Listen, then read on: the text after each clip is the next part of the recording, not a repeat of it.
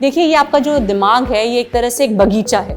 आप इसमें फूल भी उगा सकते हैं और जंगली घास भी उगा सकते हैं, और आप एक माली हैं, तो माली का काम होता है कि जंगली घास को हटाओ और फूल को उगाओ। वापस अपने घर में आके अपने कमरे में बंद करके अपने आप को 1 साल मैंने एकदम जुनून जिसे कहते हैं उसकी तरह पढ़ाई की, और प्रथम प्रयास में 4थी रैंक मुझे सिर्फ आ पाई। तो वो एक सेल्फ स्टडी और एक जो माहौल मिल पाया, माता पिता का आशीर्वाद था, टीचर्स का सहयोग था, ईश्वर के आशीर्वाद था। पढ़ाई में तो आप हर जगह मानक निर्धारित कर ही रही थी, चाहे वो इनिशियल स्कूलिंग रही हो या फिर आगे जाकर के इंटरमीडिएट, इंजीनियरिंग कॉलेज, हर जगह। इन सारी चीज़ों के बीच में ये नृत्य सीखने का समय कब मिल गया आपको? जिसे कहते हैं ना, मिट्टी से मानस बनता है, तो प्रयागराज की मिट्टी से ही मैं आज जहाँ हूँ वहाँ तक पहुँच पाई हूँ। एक प्रश्न जो मैं जिस भी आईएएस से मिलता हूँ उनसे बात ज़रूर पूछता हूँ, ये बीटेक वालों को यूपीएससी से इतना प्रेम क्यों है? मतलब पूरी एक श्रृंखला आप देख सकते हैं ना कि मतलब, और ये खेप जो आ रही है तो पूरी ही पूरी, तो ये इतना प्रेम क्यों है बीटेक वालों को? सबके लिए तो नहीं बोल सकते विजय जी, पर अपनी पर्सनल बात बता सकती हूँ ये। लेकिन आपका ऑब्जर्वेशन बिल्कुल सही है।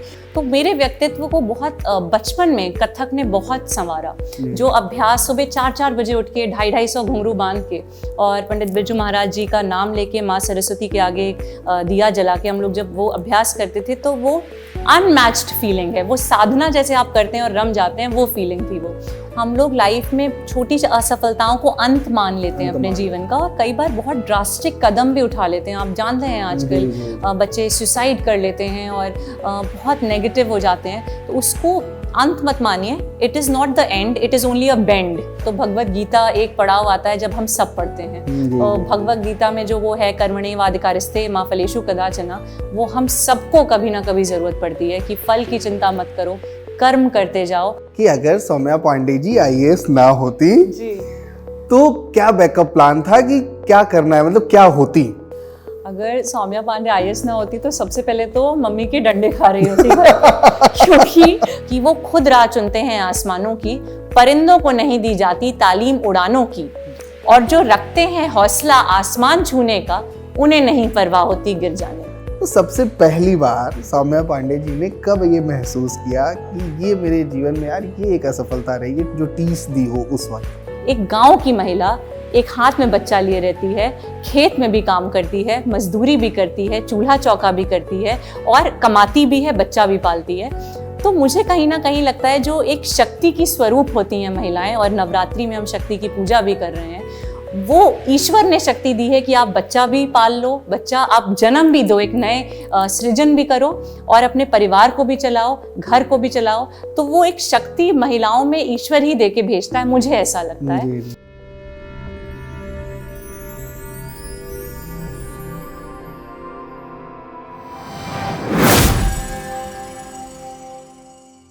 नमस्कार देवियों और सज्जनों, विजय सिंह स्टूडियो में आप सभी का हार्दिक स्वागत है। हमारा बेहद खास शो द मुसाफिर किस्सों वाला स्टूडियो विथ विजित सिंह लेकर आपके बीच में हाजिर हूं। और आज हमारे बीच में जो मेहमान हैं वो बहुत खास हैं। खास इसलिए चूंकि जीवन के इतने कम पड़ाव पर उन्होंने जो सफलता अर्जित की है वो इस पूरी पीढ़ी के लिए एक मानक है। बेहद कम उम्र में यूपीएससी जैसी बेहद जटिल परीक्षा को पास करके जो मानक उन्होंने बनाया है वो निश्चित तौर पे इस पूरी पीढ़ी को प्रेरणा देगी। मैं बात कर रहा हूं आईएएस सौम्या पांडे जी की। सौम्या पांडे उत्तर प्रदेश के प्रयागराज जनपद से ताल्लुक रखने वाली सौम्या पांडे 2017 बैच की आईएएस अधिकारी हैं।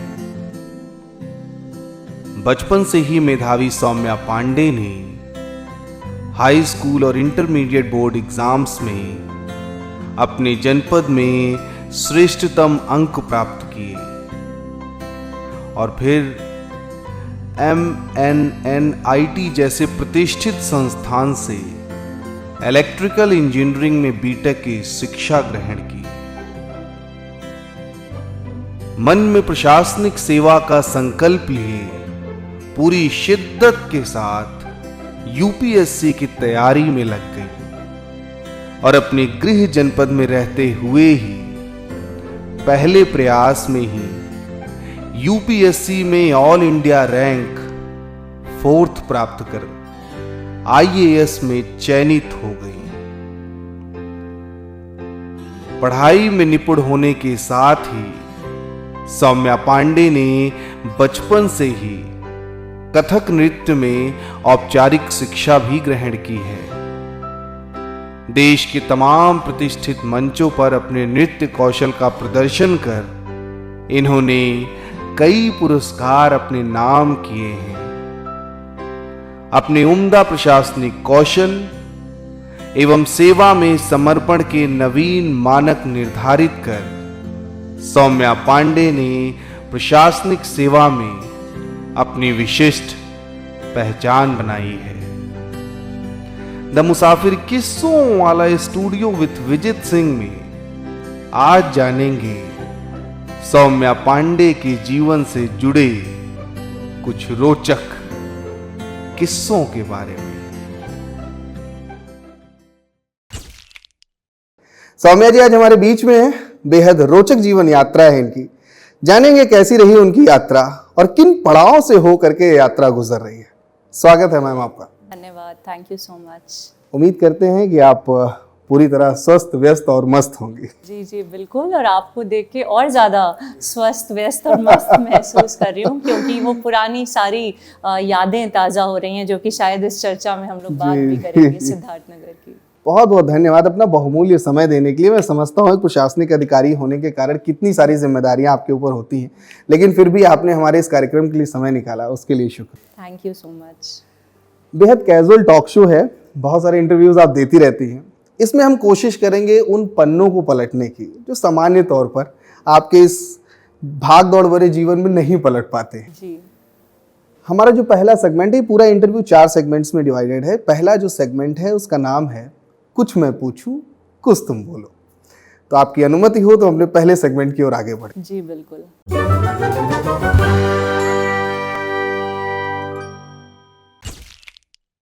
बहुत कम लोग ऐसे होते हैं जिनके हिस्से ये सौभाग्य आता है कि जो शहर उन्हें बुनियादी शिक्षा देता है, उन्हें जीवन को देखने का नजरिया प्रदान करता है, वही शहर अपने आंगन में बिठा के आपको इंजीनियरिंग करा दे। वही शहर बड़े सलीके से आपको यूपीएससी जैसी बेहद जटिल परीक्षा को पास करा करके आईएएस जैसी महत्वपूर्ण जिम्मेदारी सौंप दे। ये भूमिका निभाई आपके जीवन में प्रयागराज ने। प्रयागराज और सौम्या पांडे जी दोनों एक दूसरे में खूब रचे बसे हैं। आज आप जिस मुकाम पर खड़ी हैं, निश्चित तौर पे सफलता के श्रेष्ठतम पायदान पे हैं आप। प्रयागराज को कितना श्रेय देना चाहेंगे? ये वाकई में बहुत अलग सवाल है, और कभी मैंने इस दृष्टिकोण से सोचा नहीं विजित जी। लेकिन वाकई में प्रयागराज की अगर बात करें तो जिसे कहते हैं ना, मिट्टी से मानस बनता है, तो प्रयागराज की मिट्टी से ही मैं आज जहाँ हूँ वहाँ तक पहुँच पाई हूँ। मेरा जो बचपन बीता है वो प्रयागराज में मैं पैदा हुई। वहीं पे मेरे माता पिता बेस्ड थे। माता जी का अपना वहीं हॉस्पिटल है, पिताजी का वहीं अपना बिजनेस है। वहीं से पूरी पढ़ाई लिखाई हुई, तो प्रयागराज की गलियों में पूरा बचपन बीता है। और संगम हम लोग अक्सर जाया करते थे बचपन में, सब लोग परिवार के साथ। वहीं पे पूरी स्कूलिंग हुई। मेरी initial schooling Saint Mary's convent में हुई थी। उसके बाद मैंने आर्मी पब्लिक स्कूल से अपना 10th किया था। और प्रयागराज की मिट्टी में मुझे लगता है, वहाँ की मिट्टी की खुशबू में ऐसा कुछ है कि अपने आप मेहनत करने का मन करता है, किसी भी चीज़ में रम जाने का मन करता है। तो पढ़ाई लिखाई में मैंने जो 10th में टॉप किया हो, मैंने यूपी में टॉप किया था, फिर 12th में मैंने सीबीएसई बोर्ड में टॉप किया था, तो वो मुझे माहौल एक प्रयागराज में मिल पाया। इलाहाबाद यूनिवर्सिटी को एक समय में मक्का ऑफ द ईस्ट कहा जाता था। तो वो वहाँ की यूनिवर्सिटी हो, वहाँ के सिविल लाइंस का एरिया हो, या टेगो टाउन जहाँ मैं रहती थी, पूरा वहाँ पढ़ाई का ही एक माहौल था और एक रम जाने वाला माहौल था। और ना केवल पढ़ाई में, एक और चीज़ बताना चाहूँगी, प्रयाग संगीत समिति, आप तो कला से जुड़े हुए हैं, प्रयाग संगीत समिति वहाँ का एक बहुत बड़ा इंस्टीट्यूट है। तो शायद प्रयागराज की वजह से ही मैं अपने जीवन के, अभी मैं 28 साल की हूँ, मैंने अपने जीवन के 20 साल शास्त्रीय नृत्य में दिए हैं। क्या बात। और वो बचपन में मुझे याद है, मैंने अपना पहला नृत्य भरतनाट्यम में गणेश वंदना किया था। मैं 3 साल की थी तब मैं पहली बार स्टेज पे भरतनाट्यम के वस्त्र में मैंने वो इलाहाबाद म्यूजियम में परफॉर्म किया था। मूषक वाहन, मुझे अभी भी याद है, मूषक वाहन मोदक हस्त। तो वो सारी यादें जब मैं आपसे बात कर रही हूँ तो मेरे नज़रों के सामने से गुजर रही हैं कि इलाहाबाद के एक वहाँ की जो चीज़ें, इलाहाबाद म्यूजियम हो गया, चंद्रशेखर आज़ाद गार्डन हो गया, एक एक जगह से बहुत यादें जुड़ी हुई हैं। और मुझे कथक का जो पूरा, मैंने पंडित बिरजू महाराज जी की शिष्या थी उर्मिला शर्मा मैम, उनसे मैंने कथक सीखा है।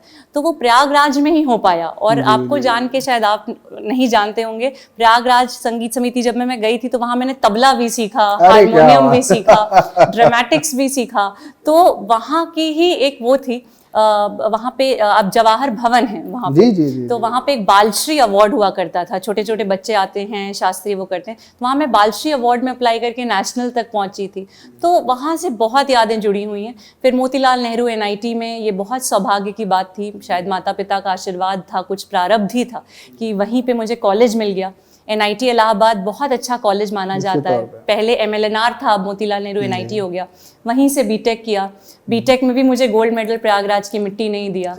और फिर प्रयागराज की मिट्टी में ही पसीना बहा के मुझे UPSC में प्रथम प्रयास में 4था स्थान हासिल हुआ। तो जितना श्रेय दूं मेरे ख्याल से मिट्टी को कम है। और आज मैं जहाँ हूँ, बहुत बड़ा योगदान जनपद का रहा है। अद्भुत बात है। और सब बड़ी बात क्या है कि सामान्य तौर पे किसी भी शहर के लोग हों तो प्रारंभिक शिक्षा लेने के बाद कहीं ना कहीं आगे की शिक्षा के लिए बाहर जाना पड़ता है। इंजीनियरिंग का अगर हम एंट्रेंस देते हैं तो कहाँ मिलेगा हमें नहीं पता होता है कई बार।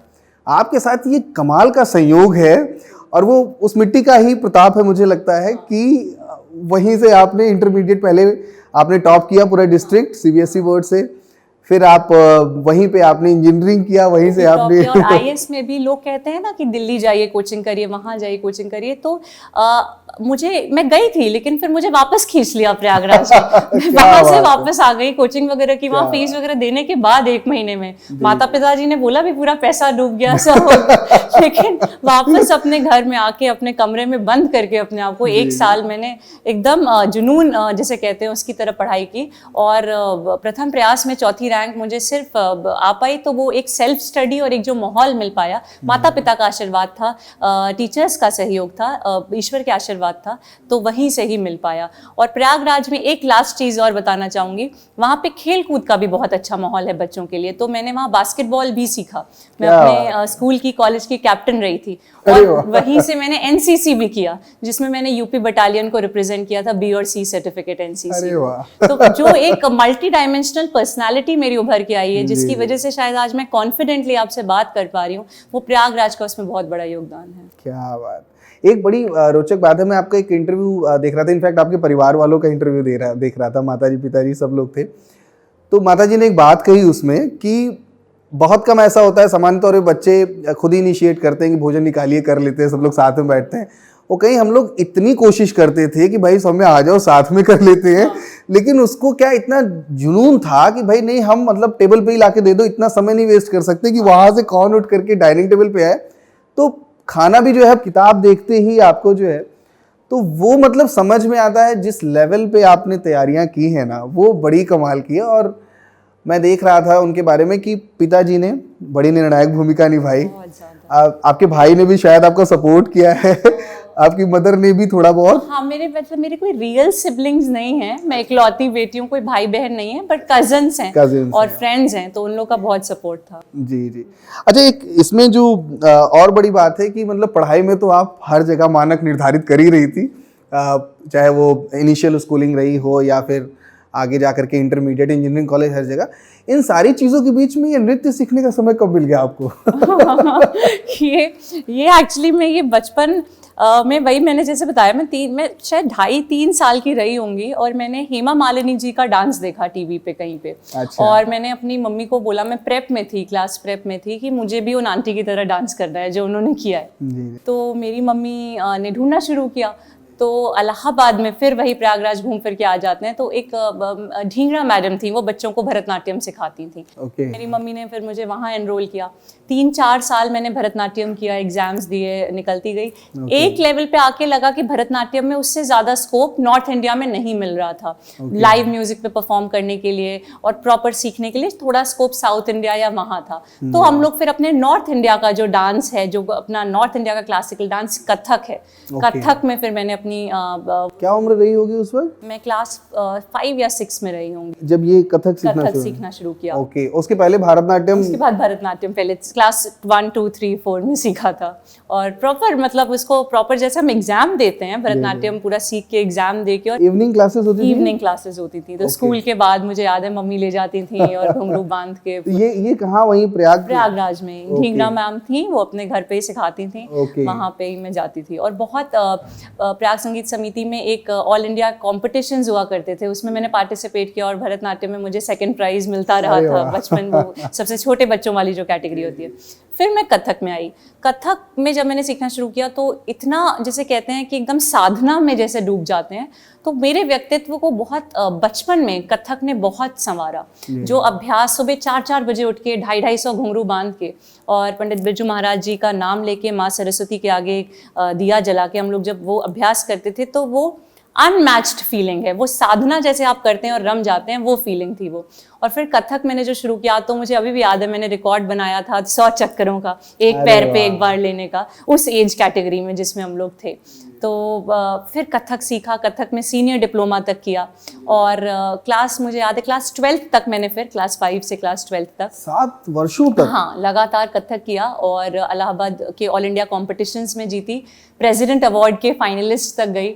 और संगीत नाटक अकेडमी में 2nd प्राइज मिला, जो लखनऊ में संगीत नाटक अकेडमी। तो इसमें करते करते करते फिर पढ़ाई ने थोड़ा सा, जिसे कहते हैं पढ़ाई ज़्यादा हो गई, कॉलेज आ गया, सिविल सर्विसेज की तरफ रुझान हुआ, तो कहीं ना कहीं वो हॉबी कह लें, पैशन कह लें, उसने बैक सीट ले लिया। लेकिन अभी मैंने फिर से शुरू किया है और कैरियर के साथ मैंने सोचा है कि मैं फिर से अपने हॉबी को ना मरने दूं, क्योंकि कहीं ना कहीं वो भी करना चाहिए जो आपको अंदर से मुस्कुराहट देता है। तो फिर से मैंने 1 महीने बाद मेरा 6th ईयर का एग्जाम भी है कथक का, तो वो मैं प्रयागराज जाके फिर से दूंगी। मैं दर्शकों को बता दूं कि सौम्या पांडे जी कमाल की नृत्यांगना है।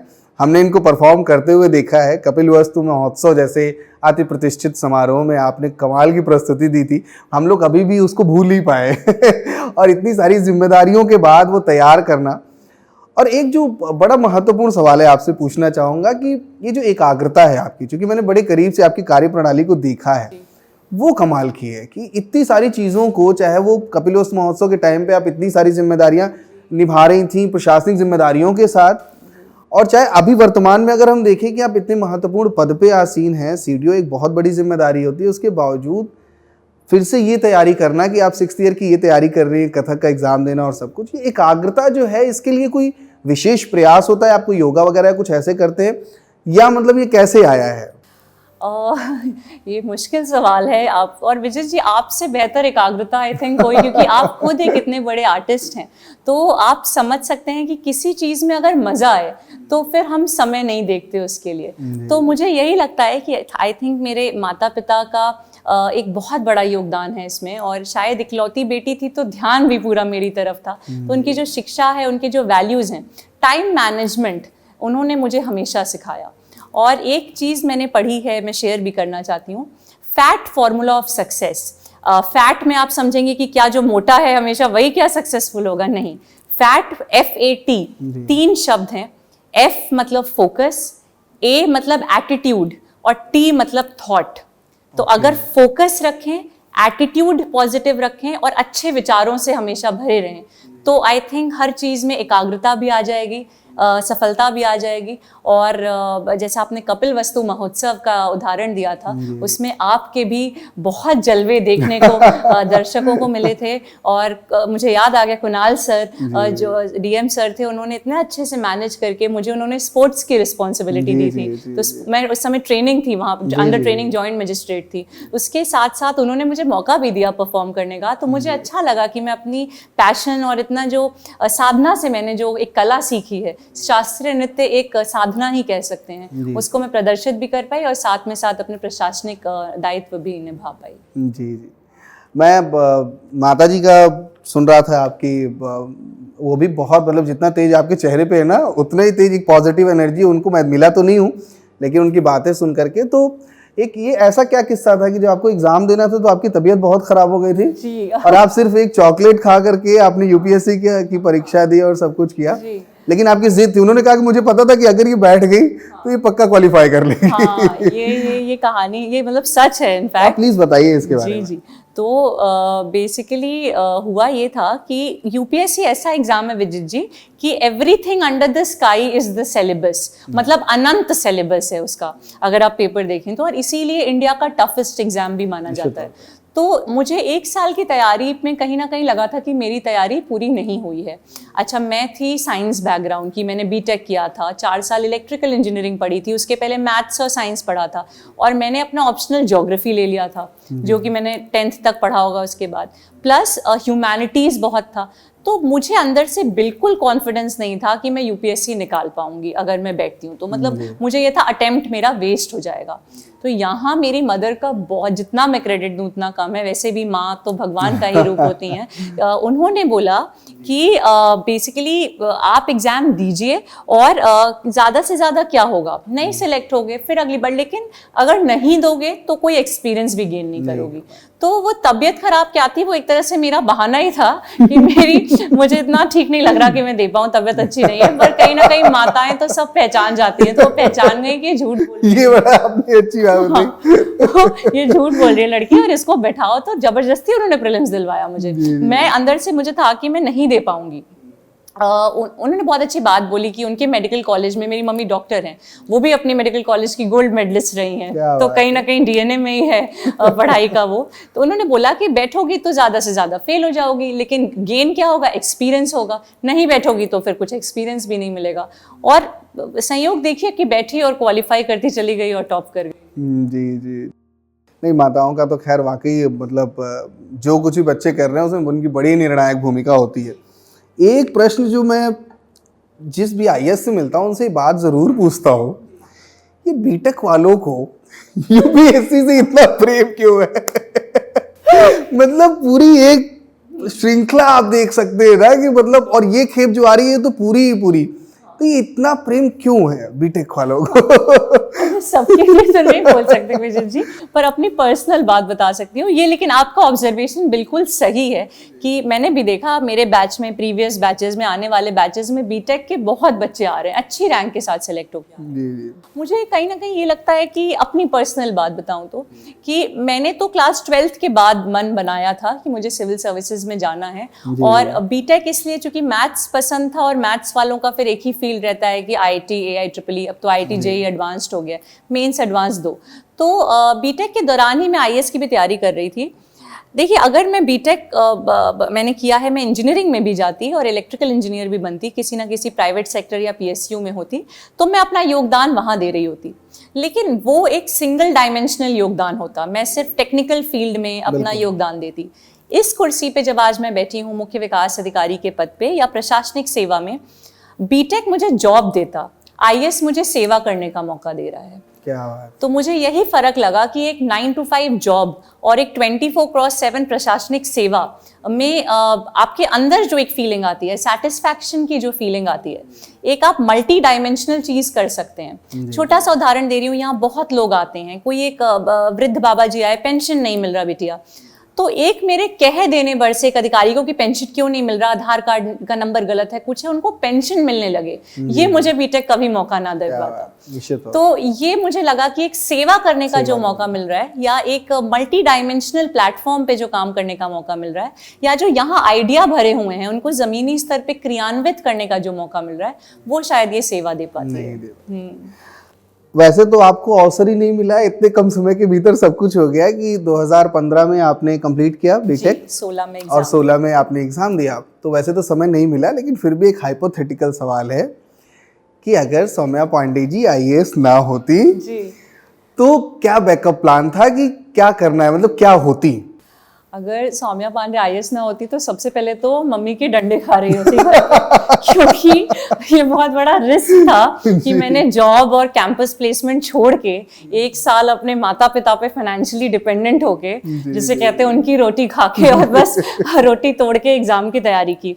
तो अगर ना सिलेक्शन होता तो डंडे तो जरूर पड़ते कि कहा जा रहा था जॉब ले लो और शांति से सीधी पटरी पे आगे बढ़ो, लेकिन तुम नहीं मानी। ये तो मजाक की बात हो गई। लेकिन डेफिनेटली अगर मैं ना होती तो मैं इंजीनियरिंग, क्योंकि मैं कर रही थी, तो इंजीनियरिंग फील्ड में जाती और कहीं ना कहीं मैं क्लासिकल डांसर भी अपना सपना जरूर आगे परस्यू करती कि मैं प्रोफेशनल फिर क्लासिकल आगे अपना वो सपना परस्यू करती और उसमें भी एंजॉय करती। कम उम्र में सफलता जब मिलती है तो निश्चित तौर पे सभी गौरवान्वित होते हैं, लेकिन कम उम्र में जब बड़ी जिम्मेदारी मिल जाती है, सफलता अपने आप में जिम्मेदारी लेकर के आती है, तो उस जिम्मेदारी को संभाल पाना, टैकल करना भी एक बहुत बड़ा कौशल है कम उम्र में। मुझे लगता है कि अगर आप वर्तमान में आप 28 हैं तो उस वक्त मुश्किल से 23-24 वर्ष आपकी उम्र रही होगी। इतनी बड़ी जिम्मेदारी इतने कम उम्र में, जो कि सामान्य तौर पर बहुत कम हो पाता है कि पहले अटेम्प्ट में ही लोग निकालें। वो दौर कैसा था जब प्रारंभिक एक लग गया कि अब आप सौम्या पांडे नहीं, अब आप IAS सौम्या पांडे हैं, उतनी कम उम्र में, जब हमको समझ में भी नहीं आता है कि अभी दुनिया में क्या करना है, तब तक आप क्वालिफाई कर चुकी होती हैं।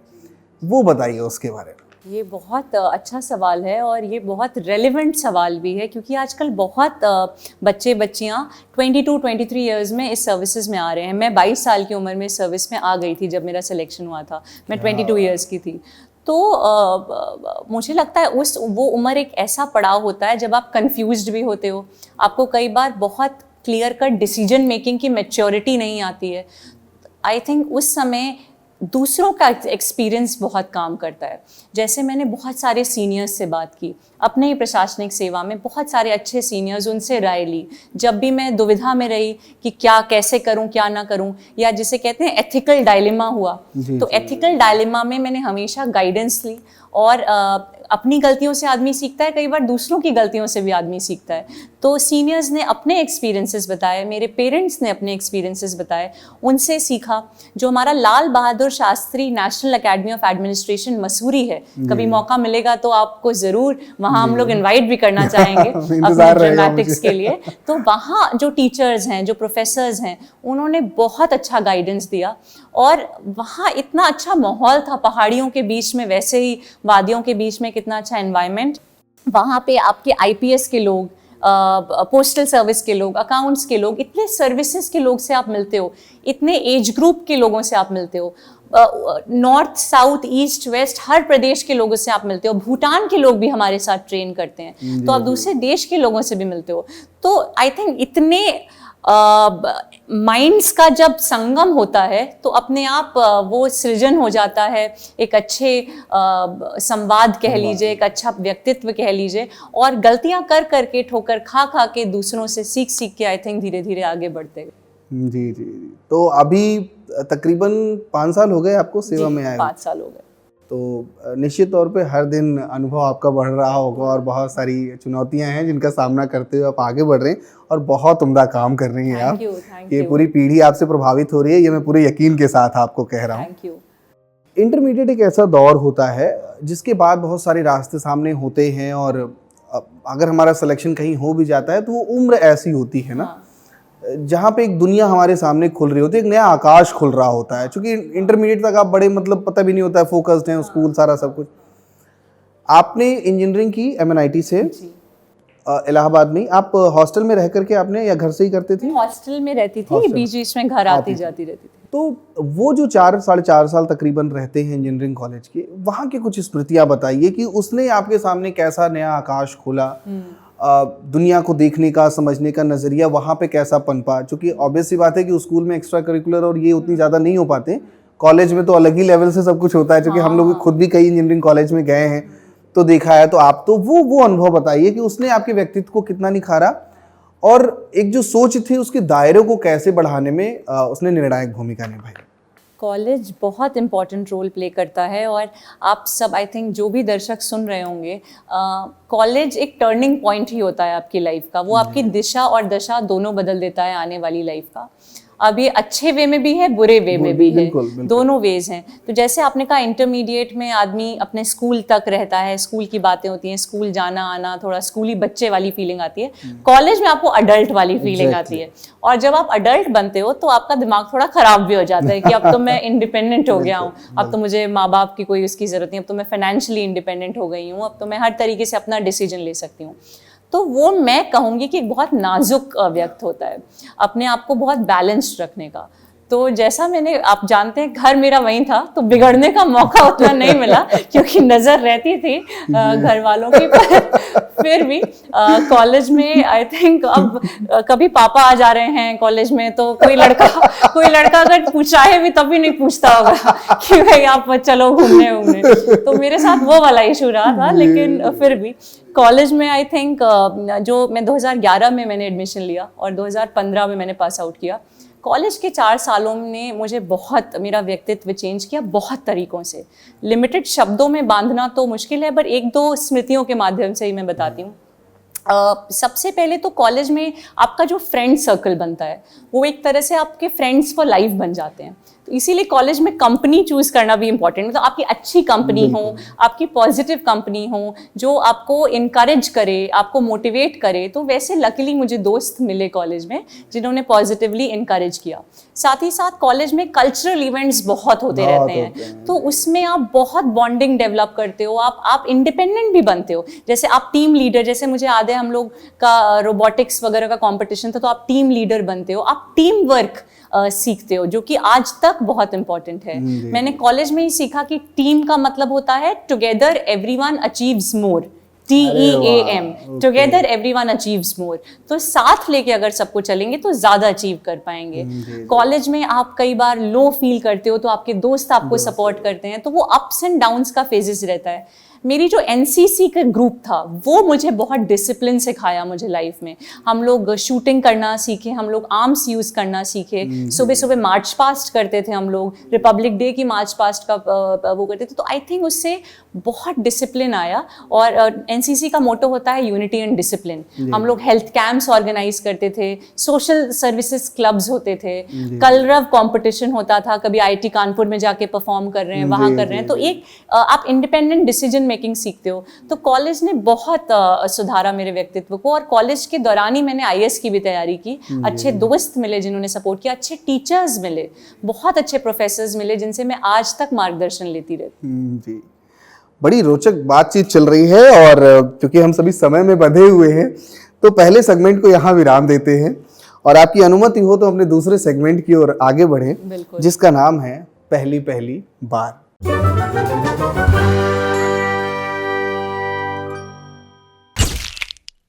तो हमारे दूसरे सेगमेंट में आपका स्वागत, जिसका नाम है पहली पहली बार। हम आज जो कुछ भी कर रहे हैं वो निश्चित तौर पे जीवन में पहली बार कभी ना कभी घटित हुआ होता है, और पहली बार जो होता है वो हमेशा यादगार होता है, और हमारे जहन में कहीं बहुत अंदर वो हमेशा जज्ब रहता है। जीवन के किसी भी पड़ाव पे हम उसको पलट के देख लेते हैं और फिर से उसे बंद करके रख देते हैं। तो उन्हीं पन्नों को पलटने की कोशिश करेंगे आपके जीवन की। सबसे पहला दोस्त कौन बना, नाम याद है आपको? जी मुझे याद है। क्लास प्रेप का तो मुझे उतने से नहीं याद है। सेंट मेरीज कॉन्वेंट क्लास 1 में तान्या नाम की लड़की थी, तो तान्या मेरी बहुत अच्छी दोस्त बनी। अभी भी हम टच पे हैं। सोशल मीडिया बहुत बीच में नहीं टच में थे जब स्कूल वगैरह छूट गया, पर अभी सोशल मीडिया पे मुझे वो मिल गई है, तो हम फिर से टच में हैं। तो तान्या सचान मेरी पहली दोस्त बनी थी। क्या बात है तान्या जी, अगर आप इंटरव्यू देखेंगे, देखिए आपको हम लोग याद कर रहे हैं, आप जहाँ कहीं भी हो। तो ये बड़ी बात है, मतलब उम्र के इस पड़ाव पे भी अगर वो क्लास 1 में, क्लास 1 में, क्लास 1 में, तो फिर कब तक उनका साथ रहा? जब तक मैं स्कूल में थी, क्लास 8 तक, तब तक हम लोग रहे। फिर मैंने स्कूल चेंज कर लिया, उसका भी शायद ट्रांसफर हो गया था फादर का कहीं, तो फिर हम लोग अलग अलग हो गए और फिर काफी समय तक टच में नहीं रहे। फिर अभी सोशल मीडिया पे मैंने ढूंढा। सफलताओं के किस्से भरे पड़े हैं आपके जीवन में, लेकिन हम सभी किसी न किसी पड़ाव पे ऐसा महसूस करते हैं कि यार ये मतलब यहाँ असफलता हाथ लग गई। तो सबसे पहली बार सौम्या पांडे जी ने कब ये महसूस किया कि ये मेरे जीवन में यार ये एक असफलता रही है जो टीस दी हो उस वक्त? छोटी छोटी असफलताएं तो बहुत सारी थी विजित जी, लेकिन असफलता हम किसे डिफाइन कर रहे हैं उस पर डिपेंड करता है।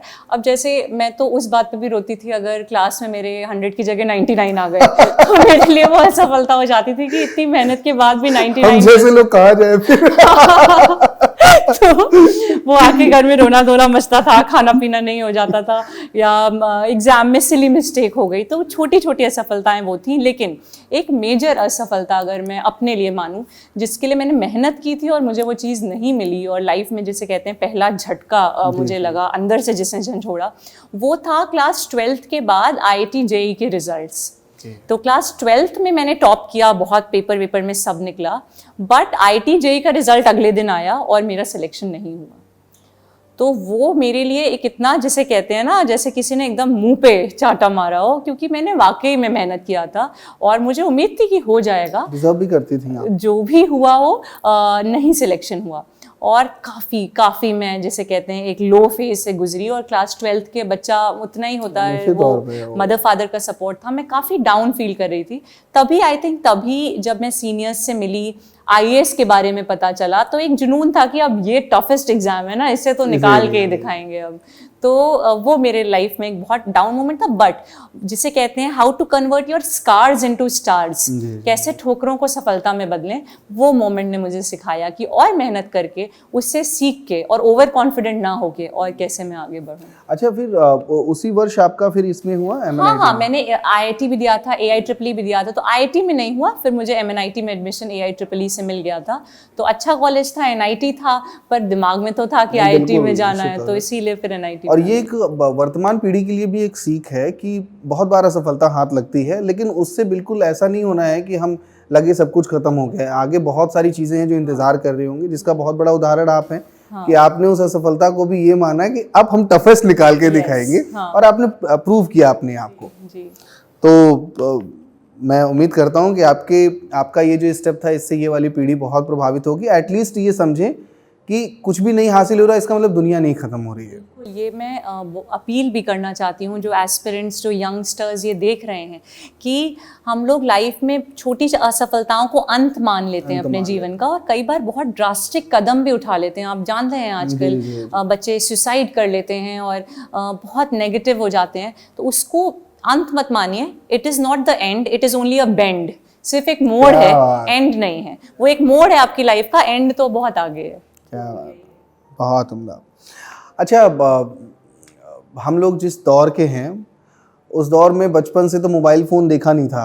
मेरे ख्याल से आपने भी नहीं देखा होगा। बचपन में मुझे भी नहीं आता। लैंडलाइन का रहा होगा। लैंडलाइन पे धीमे धीमे, मतलब हम लोग उन पीढ़ी में से हम लोगों ने सब देख लिया। जब लैंडलाइन नहीं था, फिर लैंडलाइन, फिर फोन, इनकमिंग के भी पैसे लगते थे, फिर वो।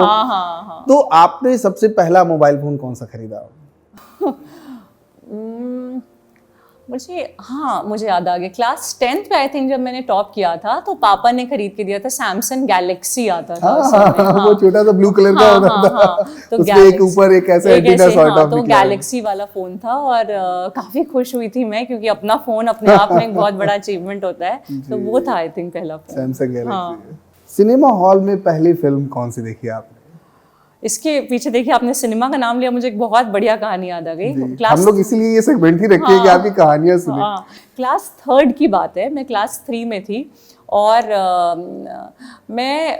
हम लोग के स्कूल में बात हो रही थी कि एक मूवी है जिसमें काजोल मर गई है और बहुत उसमें रोना धोना मचा, कभी खुशी कभी गम। ऑल्दो मरी नहीं थी, लेकिन ऐसा मैंने सुना था, मेरी फ्रेंड ने मुझे बताया था कि मैं तो देख के आई हूँ, उसमें काजोल मर जाती है। वो मैं घर आके मैंने इतना तांडव मचाया अपने मम्मी पापा के आगे। और उस दिन मम्मी का कोई ऑपरेशन था, मम्मी का ऑपरेशन करना था कोई बहुत सीरियस। मैंने कहा नहीं होगा, आज तो मूवी जाके कभी खुशी कभी गम हॉल में ही देख के आना, उसमें काजोल मर गई है और हम कैसे नहीं देखेंगे वो मूवी। तो फिर मैंने मम्मी का ऑपरेशन छुड़ा के मम्मी पापा अम्मा बाबा, मतलब मेरे दादी दादा को मैं अम्मा बाबा कहती थी, लेके हॉल में गई। जब मूवी खत्म हो गई, मम्मी मेरी तरफ देखती है, काजोल कहाँ गई इसमें? मैंने कहा मेरी फ्रेंड ने तो बताया था, कोई बात नहीं, देख तो लिया, मूवी अच्छी थी। ये अच्छा था कि मुझे मैं विजुलाइज कर पा रहा हूँ कि माता जी का रिएक्शन क्या रहा। काजोल कहाँ मरी? तो ये पहली मूवी। हमने आपको देखा है मंचों से बोलते हुए, आपके बहुत सारे संबोधन का मैं साक्षी रहा हूँ। निश्चित तौर पे ये कौशल एकदम से तो आता नहीं है, बोलते बोलते ही आप मंचों के अभ्यस्त होते हैं। तो सबसे पहली स्पीच आपने कब दी और किस विषय पे? सबसे पहली स्पीच ये भी इलाहाबाद में बहुत अच्छी वो होती हैं, जो दुर्गा पूजाएं होती हैं, जब पंडाल लगता है पूरा दुर्गा माँ का, तो दुर्गा पूजा का पंडाल था बहुत बड़ा और वहाँ कॉम्पिटिशन्स हो रहे थे बच्चों के। तो मैं बचपन से ही बहुत पार्टिसिपेट करने वाली टाइप की थी, मुझे हर चीज़ में पार्टिसिपेट करना होता था, डांस में भी जीतना है, गाने में भी जीतना है, हारमोनियम में भी जीतना है। तो उसी में मैंने वहाँ एक स्पीच कॉम्पिटिशन था, स्पीच क्या पोएट्री थी, तो पोएट्री कॉम्पिटिशन में पार्ट लिया था।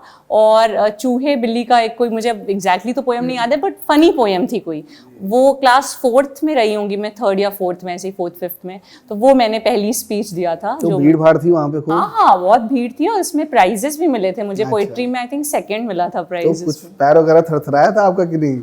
हाँ मैं डरी थी और काफ़ी मुझे याद है शायद बीच में बोलते बोलते थोड़ा सा मिस भी कर रही थी, पर बोल ले गई थी, पर डर ऑब्वियसली, मतलब वो स्टेज फियर तो था ही। लेकिन जैसा मैंने कहा ना, बचपन से ही स्टेज पे जाने लगी थी तो परफॉर्म करने लगी थी, धीरे धीरे धीरे वो कम होता गया। जी। पहली बार इसीलिए मैं कहता हूँ हमेशा स्पेशल होता है। आप आज तो आप पता नहीं कितने मंचों पे बोल रही हैं, क्या कर रही हैं, लेकिन वो आज भी याद है, आज भी याद है कि वो दुर्गा पूजा में बोलना। और पहला डांस परफॉर्मेंस, चूंकि इस फील्ड से हैं कि आप बहुत उम्दा नृत्यांगना हैं, तो सबसे पहली बार जो आपको याद हो मंच पे जब आपने परफॉर्म किया हो? तो ये वही की घटना है, इलाहाबाद म्यूजियम हर साल क्लासिकल डांस कंपटीशन ऑर्गेनाइज कराता है, मिनिस्ट्री ऑफ कल्चर ऑर्गेनाइज कराता है। तो मैं 3 साल की थी, मैं स्कूल से वापस आई। 3 साल की थी? हाँ मैं 3 साल की थी और मैं स्कूल से वापस, मैं 2.5 साल से स्कूल जाना शुरू की थी, वो प्ले स्कूल जो होता है। और मैं आई 3 साल, मम्मी ने मेकअप वेकअप किया, अच्छे से आंखें बनाई, भरतनाट्यम में बड़ी आंखें बनानी होती हैं बिकॉज एक्सप्रेशन का बहुत रोल होता है। मेकअप किया, ड्रेस पहनाया, और आप बिलीव नहीं करेंगे, चूंकि इतनी छोटी बच्ची, मैं स्टेज पे बस खड़ी हो गई और लोग ताली बजाने लगे। इतनी छोटी बच्ची स्टेज पे आके खड़ी हो गई है। तो उसके बाद 3-4 मिनट का गणेश जी का वो था, मूषक वाहन मोदक हस्ता, मैंने पूरा परफॉर्म किया अच्छे से, और मुझे उसमें प्राइज मिला अपने वो 3 से 5 साल के बच्चों की कैटेगरी में फर्स्ट प्राइज मिला था। ये बड़ी कमाल की बात है, मतलब 3 वर्ष में और मंच पे आप तो आज की तारीख में जब हम लोग ये सारे कंपटीशन देखते हैं ना, डांस इंडिया और ये, तो लगता है कि मतलब ये कैसे 3 वर्ष में आप परफॉर्म की, ये बड़ी कमाल की बात है। मैंने बूगी वूगी में भी परफॉर्म किया था, जो आपको याद होगा, एक सोनी टीवी पे बूगी। हाँ मैं जान रहा हूँ, ये जावेद जाफरी साहब और ये लोग उसके जज हुआ करते थे। वहां तक पहुंची थी। अच्छा। बचपन में वही क्लास 4th 5th में। जी। मैं हमेशा एक्स्ट्रा करिकुलर्स में रही हूँ और मतलब मुझे लगता था कुछ छूटे ना, हर चीज में मुझे जाना है। वैसे तो आपने बताया कि 100 में से 1 नंबर भी कम होता था तो आप रोने लगती थी, लेकिन फिर भी जानना चाहूंगा, सबसे पहली बार क्या शुरू से ही था या पहली बार फर्स्ट रैंक कब आई क्लास में? क्लास 1 में। अच्छा। क्लास 1 में फर्स्ट रैंक आई थी। अभी भी उसका एक छोटा सा मुझे वो मेडल मिला था, वो रखा हुआ है। मैंने, मेरी मम्मा ने पूरा एक अलमारी बनाई हुई है जिसमें मेडल्स रखे हैं। तो क्लास 1 से लेके अभी तक जितने मिले हैं सब मेडल्स सजे हैं। तो क्लास 1 में मुझे ऑलराउंडर स्टूडेंट का अवार्ड मिला था। तो कि डांस में परफॉर्म करी है, एकेडमिक्स में भी अच्छी है, और 100% अटेंडेंस का अवार्ड मिला था। अच्छा। हम लोग क्या होता था, बेस्ट इन मैथ्स, 100% आप मतलब हर दिन स्कूल गई थी? इसमें भी मैं बहुत पर्टिकुलर थी कि स्कूल टाइम से और हर दिन जाना है। तब ऐसे लोग तो बहुत कम ही मिल पाते। तो आपका फिर वो सिलसिला चलता रहा, मतलब हमेशा से आप फर्स्ट ही आई अपनी क्लास में? हाँ, क्लास 1 के बाद I think class 2, 3, 4, 8, 9, 10, 11, 12 MNIT, IAS। और अब बता दूं, जहाँ हम बैठे हैं, जब मैं आई थी इस जनपद कानपुर देहात में, हमारे यूपी में 75 जनपद हैं, इसकी रैंक 74 थी, मतलब विकास मान्यों में काफी नीचे था। और इस समय हम लोग रैंक 2 पे पहुंच गए हैं विकास कार्यों में, जनपद कानपुर। तो यहाँ पे भी हमने नीचे से ऊपर पूरे प्रशासन के साथ। बहुत बड़ा शिफ्ट है ये तो। 74 से आप सेकंड पे आ गए हैं, और हम बीच में फर्स्ट भी आए थे अपने मंडल में, कानपुर मंडल में। तो ये आई थिंक ये यहाँ पूरे टीम वर्क, जितने लोग यहाँ काम कर रहे हैं, डीएम सर का निर्देश, माननीय मुख्यमंत्री जी का मार्गदर्शन, ये सबके एक उससे बहुत अचीवमेंट निश्चित तौर पे। और ये सिलसिला ऐसे ही जारी रहे, यात्रा रोचक बनी रहे। सबसे पहली बार आप मम्मी पापा से मार कब खाई थी? सबसे पहली बार डांट तो पड़ती ही रहती है, वो तो रूटीन है। हाँ। लेकिन कभी ऐसे मतलब जब कोई बदमाशी हुई हो और मार पड़ी हो? मार तो मेरी मम्मी बहुत मारती थी। तो मुझे मेरी बुआ भी बहुत मारती थी, तो मुझे याद है मैं, मेरी कजिन सिस्टर, हम लोग एकदम, एक बार बाथरूम में हम लोगों ने बंद कर लिया था अपने आप को हम दोनों ने, कि मतलब ऑब्वियसली वैसे चांटा मार दिया करते जब बहुत बदमाशी हम लोग करते थे। बुआ भी आसपास ही रहती थी? बुआ, हाँ, जब कजन्स गर्मियों के वेकेशन में आते थे तो वो आ ओके। जाती थी, दिल्ली में थी उस समय वो। पहली बार मार का तो क्योंकि इतनी मार पड़ी है कि पहली बार याद ही नहीं है कि कब पड़ी है। हाँ, मम्मी पापा से तो हाँ, वैसे भी खैर बहुत सारी। बचपन में आई थिंक, हाँ मुझे, हाँ बीच में मुझे एक बहुत गंदी आदत लगी थी प्रैंक कॉल्स की। तो लैंडलाइन पे कोई भी नंबर मिलाया और अंकल ये, अंकल वो, अंकल आपके यहाँ पुलिस आ रही है, अंकल आपने यहाँ चोरी कर दी, इस तरह से करके मैंने शुरू किया था। हर दिन 1 अप्रैल मनाती थी। हाँ, तो कोई भी रैंडम नंबर लैंडलाइन पे मिला के और मैं करती थी। तो एक दिन पकड़ लिया मम्मी ने और उस दिन मुझे मार पड़ी थी काफी।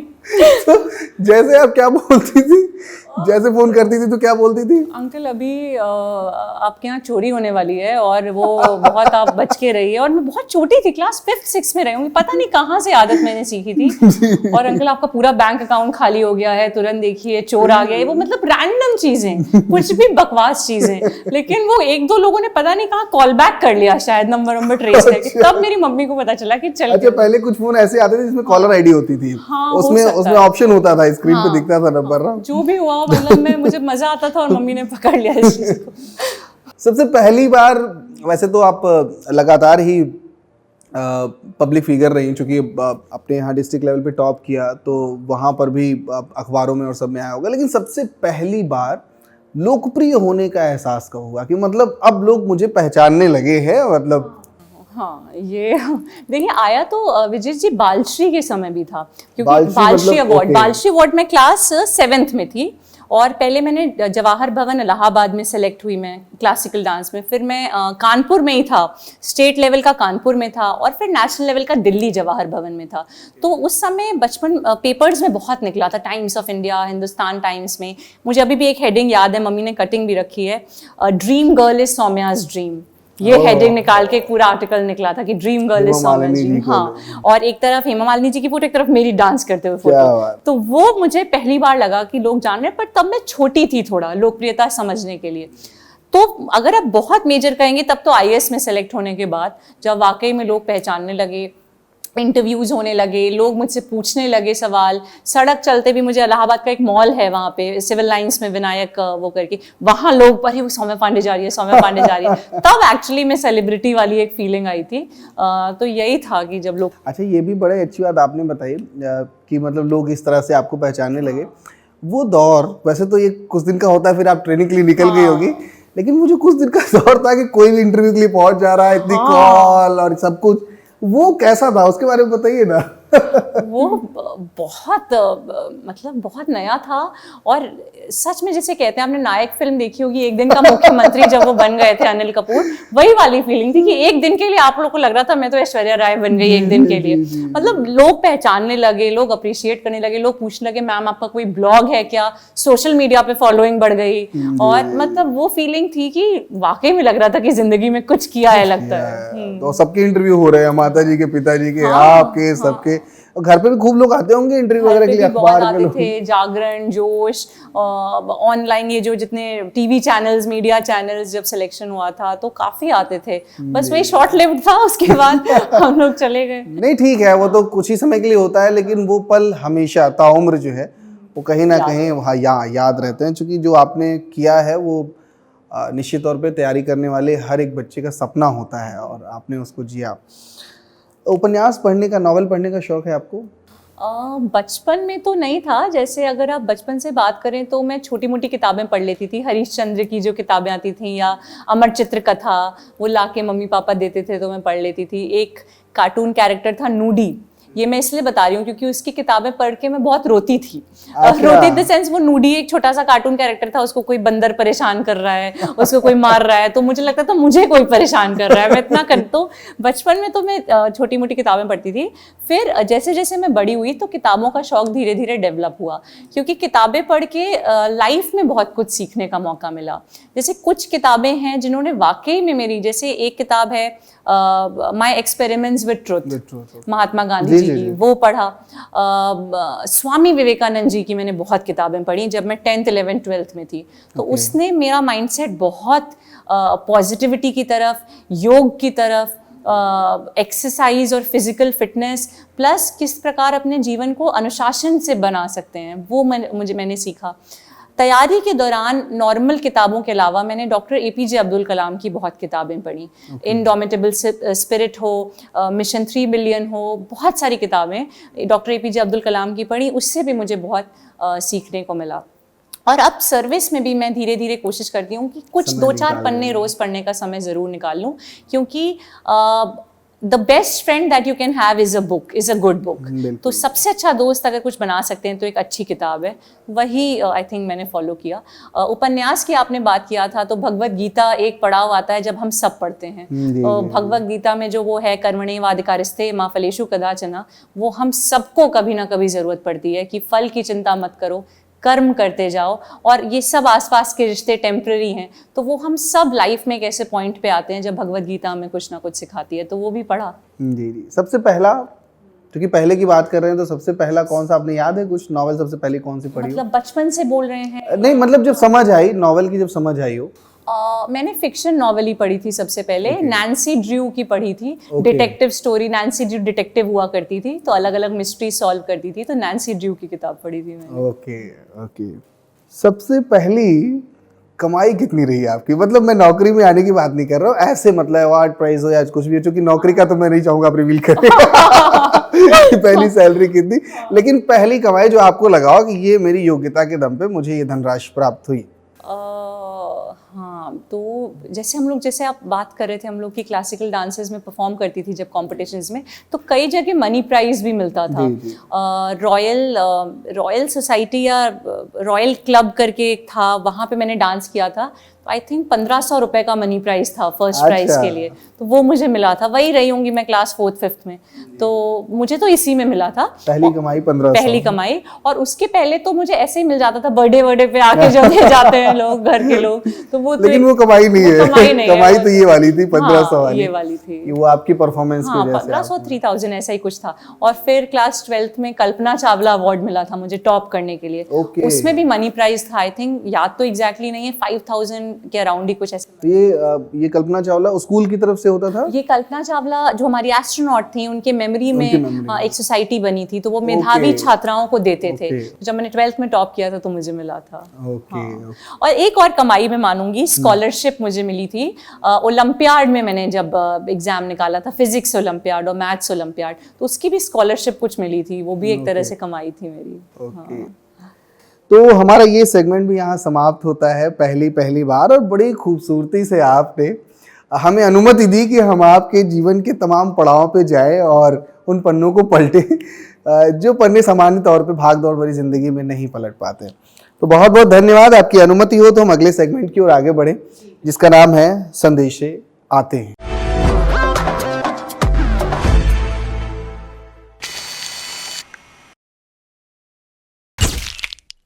ये जो सेगमेंट हमारा है संदेशे आते हैं, इसमें जब हमारे दर्शकों को पता चलता है कि हमारे अगले गेस्ट कौन हैं, तो वो अपने ढेर सारे प्रश्न पूछते हैं कि भाई हमारे प्रश्न भी आप ज़रूर पूछिएगा।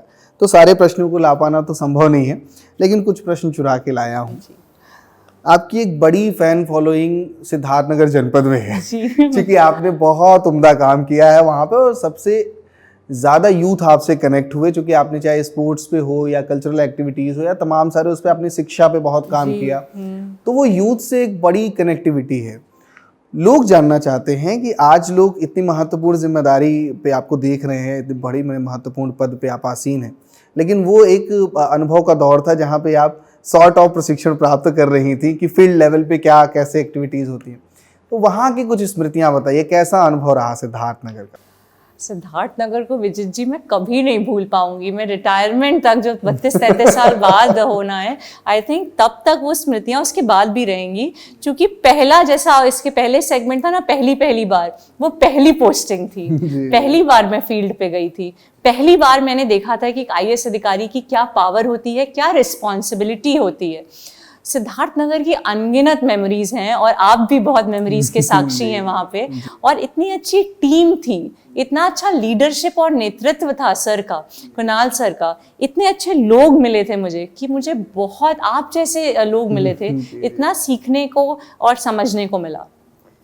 बहुत अच्छी मेमोरी वहाँ की दो रहेंगी अगर मैं दो बात कहना चाहूँ तो। एक जो मैंने मॉडल स्कूल का अभियान शुरू किया था जिसमें हम लोगों ने सिद्धार्थनगर, और सिद्धार्थनगर एस्पिरेशनल जनपद था, आप जानते हैं आकांक्षात्मक जनपद था, पिछड़ा जनपद था, 110 पिछड़े जनपदों में आता था, बॉर्डर का जनपद था। तो वहाँ पे स्कूली व्यवस्था को सुधारने के लिए स्मार्ट टीवीज के माध्यम से, दीक्षा ऐप के माध्यम से बच्चों में लर्निंग आउटकम हमने देखा। और हम लोगों ने, मुझे पूरा वहाँ पे सपोर्ट मिला बेसिक शिक्षा की टीम का, और वहाँ के एक एक टीचर को मैं पहचान गई, 2000-2500 टीचर्स होंगे, सबको मैं जान गई थी आई थिंक बाय नेम। और हर दिन शाम को बैठ के हम लोग रणनीति बनाते थे कि अगले दिन क्या क्या क्या करना है। तो एकदम हम लोग रम गए थे उसमें। हम लोगों ने टीवीज लगवाई सहयोग से, बच्चों को स्मार्ट टीवी के माध्यम से सरकारी स्कूलों के बच्चों को पढ़ाया कि उनको प्राइवेट स्कूलों से कम ना महसूस हो। और हम लोगों ने लर्निंग आउटकम देखा कि चाहे वो अंग्रेजी हो, चाहे वो हिंदी हो, चाहे वो गणित हो, सब में बच्चों का सुधार हुआ लर्निंग आउटकम में। ये मैंने पूरी एक थीसिस बना के लाल बहादुर शास्त्री एकेडमी में सबमिट भी किया था। वहां पे भी इसको अप्रिशिएशन मिला था कि एक लर्निंग आउटकम एक पिछड़े जनपद में सबका साथ और सबके प्रयास से किस प्रकार हम आगे बढ़ा सकते हैं। और दूसरा सिद्धार्थनगर का हाई पॉइंट रहेगा कपिल वस्तु महोत्सव। कपिल वस्तु महोत्सव के वो 6-7 दिन, 7 दिन था आई थिंक, 7 दिन, वो तो मतलब अनुकरणीय कह लें या अद्वितीय थे, अविस्मरणीय थे, अद्वितीय थे, वैसा कभी नहीं मैंने देखा था। और क्या टीम वर्क की भावना से उस मैदान को एक इतने भव्य महोत्सव में बदल दिया गया था। इतनी इतनी भीड़ आई थी, इतने अच्छे परफॉर्मेंसेस हुए थे, चाहे वो बच्चों के परफॉर्मेंस हो, चाहे वो आपके ड्रामेटिक्स का हो, मुसाफिर किस्सों वाला हो, या कुछ भी हो। और कितनी कार्यशालाएं हुई थी।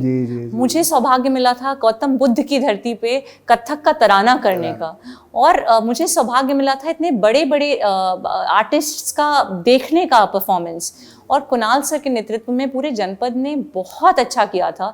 मैंने उस दौरान एक चीज़ सीखी कि अगर फोकस और डिसिप्लिन के साथ किसी भी काम को किया जाए तो कम संसाधनों में भी आई थिंक बहुत अचीव कर सकते हैं। और सिद्धार्थनगर ने एक चीज़ मुझे सिखाई कि वो खुद राह चुनते हैं आसमानों की, परिंदों को नहीं दी जाती तालीम उड़ानों की, और जो रखते हैं हौसला आसमान छूने का, उन्हें नहीं परवाह होती गिर जाने की। क्या बात है, क्या बात, बहुत उम्दा। कपिल वस्तु महोत्सव की बात आपने बताई, मुझे याद है वो दृश्य मेरी आंखों के सामने बिल्कुल चल रहे हैं कि आपने कितने उम्दा तरीके से पूरा जो स्पोर्ट्स एक्टिविटीज़ थी, आपने क्या कमाल तरीके से उसका संयोजन किया। चाहे वो बल्कि कस्तूरबा की जो लोग थे, उनको आपने तो थिएटर की तैयारियां भी कराई, आशाओं से आपने वो परफॉर्मेंस बहुत अच्छा याद दिलाया विजित जी। हम लोग ने सारी महिलाओं को लिया था, टीचर्स, आशा, आंगनवाड़ी, उनसे पूरा इलेक्शन का प्ले करवाया था। वो महिलाएं जो गाँव में घर में रहती थी, वो स्टेज पे खड़े होकर इलेक्शन का प्ले किया था।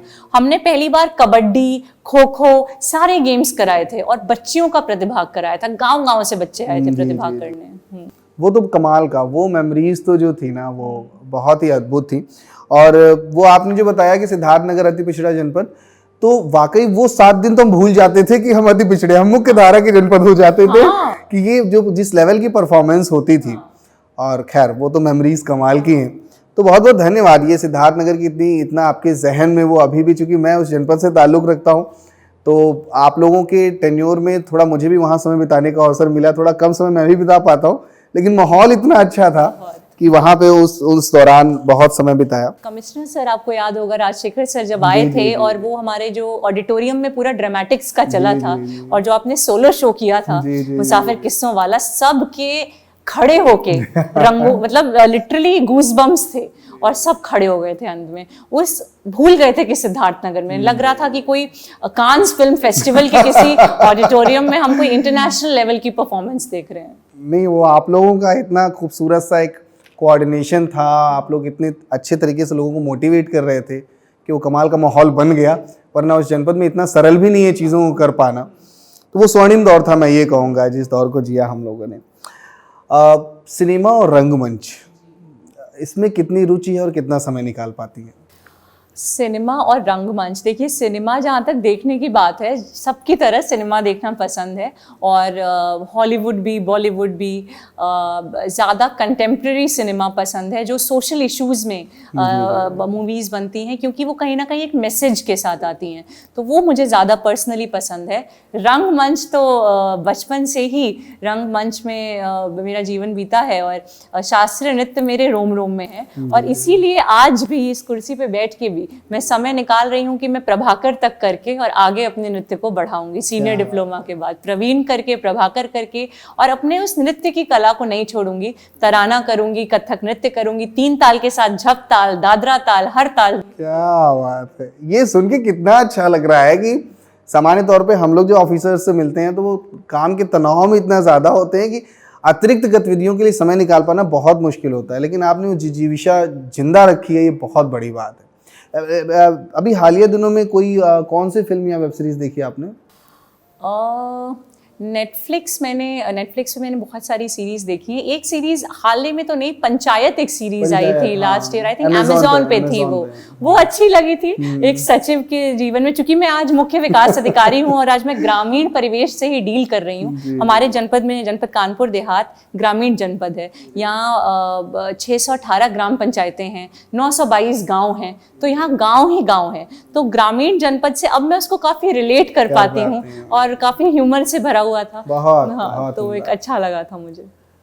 सेवा में समर्पण की जो भावना है, उसमें आपने एक मानक निर्धारित किया इस रूप में, क्योंकि बीते दिनों आप नेशनल मीडिया में पूरी तरह बनी रही कि समर्पण की जो पराकाष्ठा होती है, सामान्य तौर पे जब माँ बनने का सौभाग्य प्राप्त होता है, उसके बाद एक दौर ऐसा होता है जब हम चाहते हैं कि हमें थोड़ा सा विश्राम मिले और काम से थोड़ा सा मुक्त हो करके और बच्चे को समय दें और सारी चीज़ें। लेकिन जब आपको माँ बनने का अवसर प्राप्त हुआ, तब भी आपने एक ऐसा मानक बनाया कि हम जिसके लिए हमें चुना है व्यवस्था ने, या जिसके लिए हम संकल्पित हैं, उसके साथ बिल्कुल भी हम समझौता नहीं करेंगे। एक महीने की बच्ची को गोद में ले करके और आप कानपुर देहात में बतौर मुख्य विकास अधिकारी आपने ज्वाइनिंग की, और पूरी नेशनल मीडिया में आप कई दिनों तक छाई रहीं। बहुत सारे लोगों के साथ हम लोग भी गौरवान्वित हुए आपकी उस तस्वीर को देख करके। तो ये जो भावना रही सेवा में समर्पण की जी, आप रेस्ट भी कर सकती थी, लेकिन फिर भी आप आई, आपने ज्वाइन किया, आपने एक मैसेज दिया सोसाइटी को कि भाई ये भी संभव है जी। तो ये प्रेरणा आपको, ये समर्पण भाव की जो प्रेरणा है, ये मतलब कैसे आई है आपके अंदर? क्या मतलब परिवार से या खुद की सोच रही, क्या रहा? विजित जी, अगर एक शब्द में उत्तर दूं तो ये शक्ति या ये प्रेरणा मुझे अपनी आसपास की समस्त महिलाओं से मिली। अब इसको थोड़ा इलैबोरेट करती हूँ। देखिए, उस समय मैं गाजियाबाद में थी और बहुत कोविड का भयंकर एक दौर चल रहा था। हमारा पूरा देश, पूरा प्रदेश महामारी से गुजर रहा था। मैं गाजियाबाद में कोविड की नोडल अधिकारी थी जिस समय मैंने बिटिया को अपने जन्म दिया था। तो एक बहुत बड़ी जिम्मेदारी थी। अच्छी बात ये थी कि फील्ड विजिट थोड़े कम थे और ऑफ, जिसे कहते हैं डेस्क जॉब, थोड़ी ज़्यादा थी। तो रिपोर्ट्स कंपाइल करना, हेल्थ डिपार्टमेंट के साथ मीटिंग्स करना, एक एनालिसिस करना, तो वो समय, और बहुत सपोर्ट था उस समय के वहाँ के जिलाधिकारी महोदय का, तमाम प्रशासन का, मेरी पूरी टीम का। बाहर भी सपोर्ट था, अंदर भी सपोर्ट था, घर में पूरे परिवार का सपोर्ट था। तो वो दौर थोड़ा आसानी से निकला। जब बिटिया का जन्म हुआ और मैंने जब ज्वाइन किया था तो वो 17 दिन की थी जब मैं ऑफिस में वापस गई थी अपना सिजेरियन ऑपरेशन कराने के बाद। बहुत सारे लोगों का इसमें सहयोग था और अपने अंदर से एक इच्छा थी कि बैठने का मन नहीं किया। देखिए, मैटरनिटी लीव एक राइट है और हर महिला को अपने बॉडी के हिसाब से उसको अवेल करना चाहिए, पर मेरी परिस्थितियां ऐसी थी कि सपोर्ट फैमिली का था। मम्मा मेरी डॉक्टर हैं, गायनेकोलॉजिस्ट हैं, तो मैंने उनसे पूछा कि मैं फिजिकली ठीक लग रही हूँ, मुझे ज्वाइन करने का मन कर रहा है, तो उन्होंने भी कहा कि कोई मेडिकली ऐसी कोई बाधा नहीं है कि तुम नहीं जा सकती हो, अगर मन है तो आप जा सकते हो, काम कर सकते हो। उनका सपोर्ट घर पे मिला। और अनगिनत महिलाओं को मैंने देखा है विजित जी, इस सर्विस में आने के बाद। आप भी गांव देहात में जाते होंगे, एक गांव की महिला एक हाथ में बच्चा लिए रहती है, खेत में भी काम करती है, मजदूरी भी करती है, चूल्हा चौका भी करती है और कमाती भी है, बच्चा भी पालती है। तो मुझे कहीं ना कहीं लगता है जो एक शक्ति की स्वरूप होती हैं महिलाएं, और नवरात्रि में हम शक्ति की पूजा भी कर रहे हैं, वो ईश्वर ने शक्ति दी है कि आप बच्चा भी पाल लो, बच्चा आप जन्म भी दो, एक नए सृजन भी करो और अपने परिवार को भी चलाओ, घर को भी चलाओ। तो वो एक शक्ति महिलाओं में ईश्वर ही दे के भेजता है, मुझे ऐसा लगता है। और दूसरी चीज मुझे ये लगती है कि कई बार हम लोग घर के कामों को कम आंकते हैं। हम लोग की मम्मी अगर हाउस वाइफ है या कोई महिला हाउस वाइफ है तो अभी भी सोसाइटी में वो सम्मान उसको नहीं मिलता है जो कि एक वर्किंग कोई हो तो मिलेगा, क्योंकि हमें लगता है घर के काम को कोई वैल्यू नहीं है, उसको कोई पेमेंट नहीं है, कोई सैलरी नहीं है। लेकिन हर महिला, विजय जी, आप अपने घर में अपनी मदर, नानी, दादी से पूछिएगा, आपको जन्म देने के बाद वो घर के काम महीने भर बाद से शुरू कर दी होंगी। कोई मतलब बेड पे नहीं बैठा रहता है 6 महीने, घर में खाना बनाना, झाड़ू पोछा, बर्तन सब करने लगती हैं। वो काम फिजिकली कितना चैलेंजिंग है। तो हर महिला प्रेरणा है, हर महिला से मुझे प्रेरणा मिली अपने घर में, अपने आसपास, कि काम भी कर सकते हैं, घर भी चला सकते हैं। लेकिन अगेन ये कैविएट के साथ है कि जिस मैटरनिटी लीव आपकी राइट है, आप लीजिए, पर अगर मन कर रहा है काम करने का तो काम भी करिए और सेवा भी करिए। अच्छा, आप वैसे तो ये दौर ऐसा चल रहा है जब एक जो बीच की दीवार है महिला और पुरुष की लगातार गिर रही है और दोनों बहुत तेजी के साथ एक कहीं ना कहीं हमारा समाज एक बायसनेस तो थी जो धीमे धीमे अब खत्म हो रही है और महिलाएं हर क्षेत्र में आगे आकर के लेकिन चूंकि आप आधी आबादी का प्रतिनिधित्व भी कर रही हैं और अति महत्वपूर्ण पद पे आसीन हैं, तो वर्तमान में महिलाओं की जो स्थिति है उसको आप किस रूप में देखती हैं कि मतलब एक महिला के लिए आगे आकर के काम करना, विशेष रूप से जो हमारे पब्लिक डोमेन में, वो कितना सहज और सरल है और किस तरह की चुनौतियां आप महसूस कर पाते हैं? क्योंकि बहुत सारी चीज़ें होती हैं जो असहज कराती हैं आपको। बिल्कुल। मैं उसको स्पेशली कहना तो नहीं चाहूँगा, लेकिन बहुत सारी चीज़ें हैं, तो वो मैं आपसे जानना चाहूँगा कि किस तरह की चुनौतियाँ आप महसूस करती हैं, या जनरलाइज तरीके से अगर देखें तो। देखिए, जैसा आपने बोला कि महिलाएं आधी आबादी हैं और इक्वालिटी के लिए हम सब प्रणबद्ध हैं, लेकिन पर्सनली मेरा मानना है आज भी महिलाओं के साथ डिस्क्रिमिनेशन होता है, आज भी एक एक्सप्लॉयटेशन रहता है, आज भी उनको कम आंका जाता है। आज भी मैं गांव के परिवार में चली जाऊं या कहीं पे भी चली जाऊं, बेटे को प्राइवेट स्कूल में डाल दो, बेटी को तो पढ़ा लिखा दो, शादी तो करनी है, दहेज देना है। बेटी का जन्म हुआ, क्यों बोझ आज भी समझा जाता है, दहेज देना है, कमाएगी थोड़ी, बोझ रहेगी। तो वो मानसिकता कहीं ना कहीं अभी भी हमारे अंदर है कि लड़की तो चूल्हा चौका बर्तन बच्चे परिवार के लिए ही बनी है, और वो बोझ के फॉर्म में देखा जाता है। क्योंकि आज भी female infanticide, female foeticide, dowry, sexual violence, rapes, आज भी ये कुरीतियां हमारे समाज में हैं। और ये कभी भी, विजित जी, ये टॉप डाउन अप्रोच नहीं हो सकता है। हम कितनी भी पॉलिसीज ले आए, हम कितने भी नियम बना लें, आपको मैं थोप नहीं सकती हूँ अच्छा इंसान बनाने से। वो बॉटम अप ही होगा, वो अंदर से ही होगा, जब हर परिवार, हर माँ अपने बच्चे को, अपने बेटे को एक बराबरी का दर्जा देने की भावना सिखाए। और एक चीज और जो मुझे लगता है, महिलाओं के साथ चाहे वो कितने भी बड़े पद पे हों, बहुत इजीली जज किया जाता है, उनके कैरेक्टर असैसिनेशन करना बहुत आसान होता है। तो कहीं ना कहीं हमें इंट्रोस्पेक्शन या आत्मनिरीक्षण ही करना होगा कि कहाँ हम अपने सोसाइटी को ले जा रहे हैं। जिस माँ के गर्भ से हमने जन्म लिया है वो भी उसी की रूप है।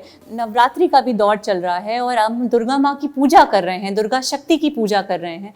तो कहीं ना कहीं हम आत्मनिरीक्षण का ये दौर है कि जब महिलाएं बाहर हर क्षेत्र में हैं और किसी भी तरह से पीछे नहीं है पुरुषों से। इनफैक्ट मैं तो कहूँगी घर संभालना और बाहर का काम संभालना डबल शक्ति से वो काम कर रही हैं। आत्मनिरीक्षण से ही और सोसाइटी में एग्जाम्पल सेट करके ही जितनी बेटियां बाहर आएंगी उतनी ही बेटियों का सम्मान बढ़ेगा और उतनी ही महिलाओं का आत्मनिर्भर, सम्मान और सुरक्षित महसूस करेंगी। उम्मीद करते हैं कि आप ने जो अभी कहा है वो यथार्थ के धरातल पे उतरे और बहुत सारे हर क्षेत्र से सौम्या पांडे जैसे लोग निकलें और उतने ही आत्मनिर्भर महसूस करें और सबको बराबरी का हक मिले हमारे समाज में। प्रशासनिक नौकरी की क्या जिम्मेदारियां होती हैं, एक प्रशासनिक अधिकारी की क्या जिम्मेदारियां होती हैं, हम सब उसको जानते हैं अच्छे तरीके से, और समय निकाल पाना बहुत मुश्किल होता है अपनों के लिए। तो हमारे एक दर्शक जानना चाहते हैं कि सौम्या पांडे जी अपने परिवार के लिए, अपने लोगों के लिए, माता पिता के लिए, बच्ची के लिए समय कैसे निकालती हैं? देखिए विजय जी, जब हम लोग किसी चीज़ को करना चाहते हैं ना तो हम समय निकाल लेते हैं। समय हम तभी नहीं निकाल पाते अगर कोई चीज़ हम पे थोपी गई हो या हमें पसंद ना हो। तो जैसे कहते हैं ना कि आइंस्टीन ने शायद या किसी ने एक बार कुछ कहा था कि मेरे सामने एक सुंदर लड़की बैठी हो तो घंटों का भी मुझे ऐसा लगेगा मिनट है, और कोई बहुत टफ मैं काम कर रहा हूँ तो मेरे लिए मिनट भी घंटे के समान लगेंगे। तो इसी प्रकार अगर हम किसी चीज़ के लिए समय निकालना चाहें तो हम निकाल सकते हैं, सिर्फ हमें प्रायोरिटी सेट करने की बात होती है। तो जैसा आपने कहा, इस प्रशासनिक सेवा में प्रोफेशनल लाइफ और पर्सनल लाइफ दोनों बहुत इंपॉर्टेंट है, और पर्सनल लाइफ और प्रोफेशनल लाइफ को बैलेंस करना बहुत ज़रूरी है। तो जो छोटे छोटे पल होते हैं मैं उनको चुरा के कोशिश करती हूँ कि वो मैक्सिमम अपने परिवार के साथ बिताऊं। जैसे सुबह अगर मैं जल्दी उठ गई तो तब मैं अपनी बच्ची के साथ खेल के खिला के तब ऑफिस आती हूँ। दिन भर यहाँ व्यस्त हैं, शाम को किसी दिन जल्दी फ्री हो गए या कोई छुट्टी वाला दिन है उस दिन बिता लिया, या रात में समय बिता लिया। तो इस तरह से टाइम मैनेज करके आई थिंक चीज़ें मैनेज हो जाती हैं। एक आखिरी पड़ाव पे हैं इस सेगमेंट के, एक आखिरी प्रश्न है जो सभी जानना चाहते हैं। जब हम वैसे तो हम कोशिश ये करते हैं कि आपने जो कुछ बहुत सारी जगहों पे आप कह चुकी हैं उसको दोबारा आपसे ना कहलवाया जाए, लेकिन फिर भी आप एक IAS अधिकारी हैं और वो आपकी पहचान है, तो सभी जानना चाहते हैं कि जो वर्तमान में लोग तैयारियां कर रहे हैं, अगर हम सूक्ष्म उसमें जानना चाहें तो बस ये जानना चाहते हैं कि मतलब उनके लिए क्या आप टिप्स देना चाहेंगे अपने व्यवहारिक जीवन से, तैयारियों के लिए, मतलब सिलेबस वाइज नहीं, मानसिक तौर पे किस रूप में तैयार होना चाहिए और क्या क्या चीज़ें सावधानियां बरतनी चाहिए, क्या छोड़ना चाहिए, उसके बारे में अगर आप कुछ बता। ये बहुत इम्पॉर्टेंट है क्योंकि इस एग्ज़ाम में सबको पता है विजित जी की क्या पढ़ना है, क्योंकि किताबें इंटरनेट पे हैं, सब जानते हैं कोचिंग्स के माध्यम से, तो क्या पढ़ना है क्या छोड़ना है तो सब जानते हैं। लेकिन फिर भी एक सिलेक्ट होने वाले एस्पिरेंट में और एक जो शायद नहीं सिलेक्ट हो पाए, फ़र्क सिर्फ एक चीज़ का है और वो हो सकता है एटीट्यूड, या मैंने जो फैक्ट फॉर्मूला बताया था, फोकस, एटीट्यूड, थॉट। तो मैं सारे एस्पिरेंट्स या सारे लोग जो तैयारी कर रहे हैं या किसी भी एग्जाम की तैयारी कर रहे हैं, मैं उनके साथ यही शेयर करना चाहूँगी कि सबसे पहले फोकस बहुत ज़रूरी है। फोकस का भी मेरी आदत है फुल फॉर्म्स बनाने की, तो फोकस का भी मैंने बनाया है, follow one course until successful, FOCUS, कि एक रास्ते पे चलिए जब तक कि सक्सेस ना मिल जाए। सीखिए गलतियों से, बट हर दिन अपना रास्ता मत बदलिए, वरना मंजिल तक नहीं पहुंच पाएंगे। तो फोकस करना बहुत ज़रूरी है। और फोकस कब नहीं कर पाते हैं? जब हमें डिस्ट्रैक्शन होता है।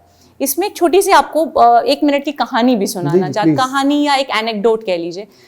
हम सब जानते हैं, आप भी जानते हैं, आपको लगेगा कौन सी नई बात बता रही हैं, फोकस करना, हम सब जानते हैं फोकस करो करो, पर हम फोकस क्यों नहीं कर पाते या डिस्ट्रैक्टेड क्यों हो जाते हैं? उसका एक बहुत बड़ा कारण मुझे लगता है कि हमें इमीडिएटली रिजल्ट नहीं मिलता।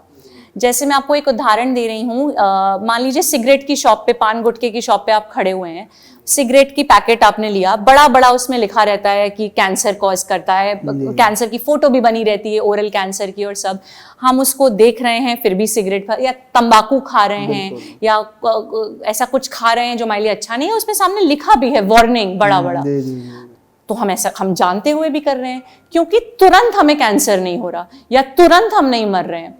यही मान लीजिए कि आपने एक सिगरेट स्मोक किया या आपने तंबाकू खाया और आपके मान लीजिए हाथ में एक घड़ी है जिसपे बीप हुआ कि आपने अपने जीवन को 1 घंटे कम कर लिया, तो तुरंत आपको लगेगा यार कि मैंने तंबाकू खाया, मेरा जीवन मैंने 1 घंटे कम कर लिया, आप रुक जाओगे। उसका असर तुरंत नहीं दिखता। इसी तरह पढ़ाई में मान लीजिए आपने 1 दिन वेस्ट कर दिया, तुरंत नहीं समझ आएगा कि क्या नुकसान हो गया। तुरंत अगर कोई आपको बीप करने वाला हो, कोई मैसेज आया आपके पास कि आपने यूपीएससी में 5 मार्क्स कम कर लिए अपने, तो शायद आप अलर्ट होके पढ़ने लगेंगे। कमाल का उदाहरण दिया है आपने। तो वही है कि डिस्ट्रैक्टेड हम हो जाते हैं इस रीजन की वजह से। दूसरा है एटीट्यूड, ए से। एटीट्यूड से चलिए मैं आपसे ही सवाल पूछती हूँ। मान लीजिए मैं आपको एक डोंकी की फोटो दिखाती हूँ, तो आपका पहला रिएक्शन क्या होगा उसको देख के? गधा है, बेवकूफ है। गधा हम लोग गधा कैसे कहते हैं? बेवकूफ है, तो बहुत गधा है। कभी हम ये नहीं सोचते कि donkey is the most hard working and the most loyal animal. वो कभी अपने मालिक का साथ नहीं छोड़ता, बोझे पे बोझा उठाता है। कभी हम उस एटीट्यूड के साथ उसको नहीं देखते। कोई आदमी काम नहीं करता तो नहीं बोल देते तो गधे हो क्या तुम। तो एटीट्यूड बहुत ज़रूरी है इस एग्ज़ाम के लिए कि इतना पॉजिटिव एटीट्यूड रखें और नेगेटिव लोगों से एकदम दूर हो जाएं और एटीट्यूड पॉजिटिव रखें। और आखिरी में है टी से थॉट। अपने विचारों को एस्पिरेंट्स जितने तैयारी करें। देखिए ये आपका जो दिमाग है ये एक तरह से एक बगीचा है, आप इसमें फूल भी उगा सकते हैं और जंगली घास भी उगा सकते हैं, और आप एक माली हैं, तो माली का काम होता है कि जंगली घास को हटाओ और फूल को उगाओ। तो इसी तरह इस बगीचे में आप जो माली हैं अपने बगीचे के, क्योंकि सॉइल तो लिमिटेड है, मिट्टी तो उसी मिट्टी से ताकत मिले, वो चाहे आप जंगली घास को ताकत दे दो चाहे आप फूल को ताकत दे दो। तो अपने दिमाग में पॉजिटिव थॉट्स रखिए कि मुझे एग्जाम निकालना है, मैं निकाल सकती हूँ या निकाल सकता हूँ, और जंगली घास को निकाल दीजिए, अच्छे माली बन जाइए, एग्जाम आपका ये निकल जाए। क्या बात है, ये बड़ी अच्छी बात आपने बताई कि अच्छे माली बन जाएगी, एग्जाम अपने आप निकल जाएगा। बहुत बहुत धन्यवाद मैम। और ये सेगमेंट भी हमारा यहाँ समाप्त होता है, लेकिन इसको समाप्त करने के पहले हमारे एक दर्शक ने एक अपनी गुजारिश की है और मैं आपसे कहना चाहूँगा अगर संभव हो, बाकी अगले सेगमेंट में तो हमें सुनना ही है, आपकी आवाज़ बहुत अच्छी है। नहीं, गलत है। आप बहुत अच्छा गाना गाती हैं, हम सभी जानते हैं, अगर कुछ 4 पंक्तियाँ गुनगुना सकें आप। मेरी आवाज अच्छी नहीं है, वो दर्शकों को समझ आ जाए। ये आप दर्शकों पे छोड़िए, क्योंकि मैं दर्शक रहा हूँ, मुझे पता है। वैसे तो मैंने सोचा था कि लास्ट सेगमेंट जो होगा उसके लिए हम बचा के रखें, उस पे अलग से कुछ उसमें सुनेंगे। कुछ अलग से, खैर वो तो मैं अपने क्लासिकल उससे जोड़ूंगी, लेकिन जनरल गाना मुझे सोचती हूँ मैं कि मुझे कौन सा गाना। कुछ भी 4 पंक्तियां बस। वैसे मेरी आवाज बिल्कुल अच्छी नहीं है विजित जी, लेकिन जो दर्शक हर अच्छा गाने वाले यही कहता है। वो अपने कान में रुई लगा लें। किसी की मुस्कुराहटों पे हो निसार, किसी का दर्द ले सके तो ले उधार, किसी के वास्ते हो तेरे दिल में प्यार, जीना इसी का नाम है। क्या बात है, क्या बात है। बहुत बहुत धन्यवाद, आपने हमारे अनुरोध को स्वीकारा, हमारे दर्शकों के अनुरोध को स्वीकारा, उसके लिए बहुत बहुत धन्यवाद। तो हमारा ये सेगमेंट भी यहाँ समाप्त होता है। बहुत सारे प्रश्न थे और आपने बहुत संयम के साथ जवाब दिया। आपकी अनुमति हो तो अपने आखिरी सेगमेंट की ओर आगे बढ़ें। हमारे आखिरी सेगमेंट का नाम है चलते चलते।